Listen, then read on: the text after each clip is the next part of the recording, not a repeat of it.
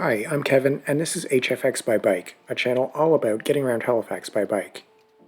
Cyclists deal with a lot of issues when using the Macdonald Bridge Bikeway, all of them stemming from the fact that the only access point is on Barrington Street below the bridge itself.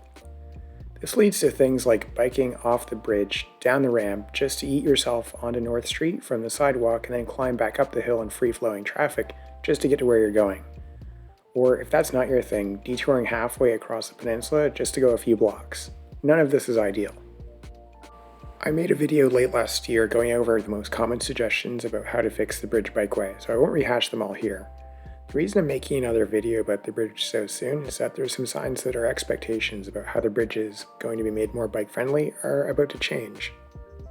Around 2014, the city started to plan out the construction of a more formalized bike network, and part of that design process was coming up with a better way to get bikes on and off the bridge.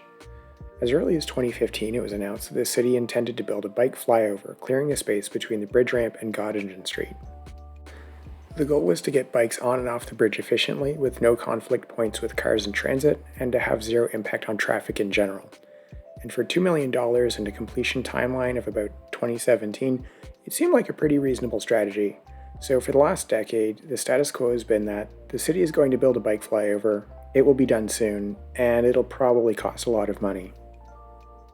Noticeably, it's 2024 and there's still no flyover. The first hint that the status quo is not going to hold was a blog post by Dartmouth councillor Sam Austin, which was released a little bit over a year ago.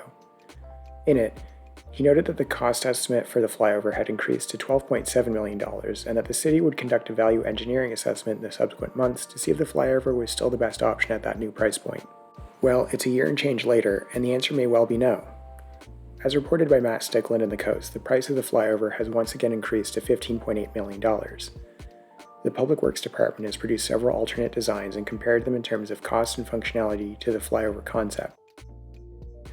This is the design with the best overall score as reported in The Coast, and I wanted to go over how it seemed like it would work in practice.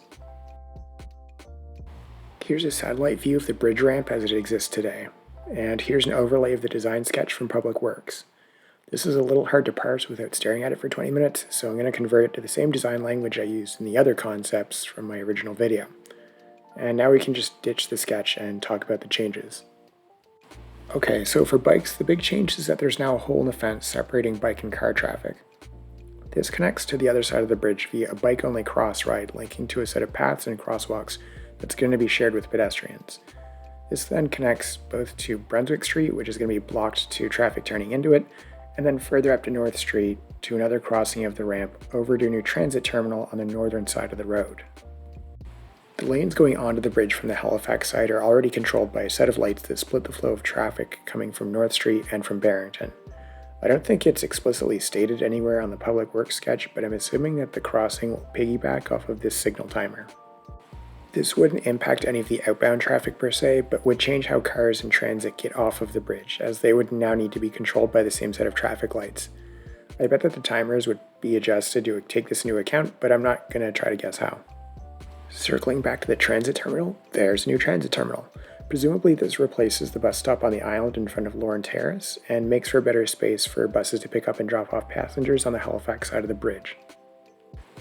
The new transit terminal displaces the inbound traffic lanes on North Street, so they get pushed over and would take over basically all of the grass island that's currently there. Tying it all together, I think this design would have people getting onto the bridge by biking down the mostly transit lane, heading towards the bridge, loading up onto the mini multi-use path, blocking the entry to Brunswick, and then wait for the signal change before crossing onto the bridge bikeway.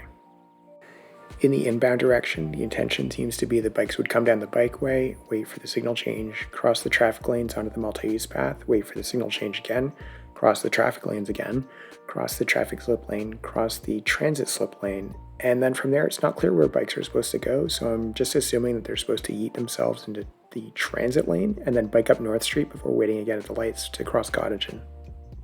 It's probably useful to see how well this approach solves the core problems of how the bridge operates and people trying to cross it on bike. The need to climb the same hill twice is fully removed by this design, so that's nice. This approach theoretically removes the need to detour to other parts of the city to move up North Street, but it does so by turning the bridge ramp itself into an obstacle course for people on bike. Partial credit, and I'm being generous. For being separated from traffic, it's mostly a fail. As far as I can tell from the design, the idea is to have one of the most used bike commuter paths and one of the highest frequency transit corridors in the city bump into each other and just kind of hope for the best. This is not traffic separation. The unintended consequences are a little bit harder to score. Until now, the city's stance is that they would be unwilling to stop traffic to allow bikes to cross, and that any solution that didn't stop traffic would be unsafe. So I'll just give this option the same score as the others that assume that the city will do something that they fundamentally have said that they won't. Just for fun, I tried to map out what this new design would look like in the real world. This probably isn't the final design, so I think it's important to be patient as Public Works and the City Council organize their thoughts on the topic, but my main takeaways are that the flyover has once again become more expensive, the city is now seriously looking at alternatives, and the leading candidate may be a $6 million transit terminal and crosswalk. If you want the full history of how bikes work on the bridge and all the different alternative designs that people have come up with over the years, you can watch my original video here. Let me know in the comments what you think of this new design, and if you're interested in this kind of thing, be sure to subscribe to the channel. I'll be making updates whenever there's news about the bike network. That's it for this one. As always, thanks for watching, and see you next time.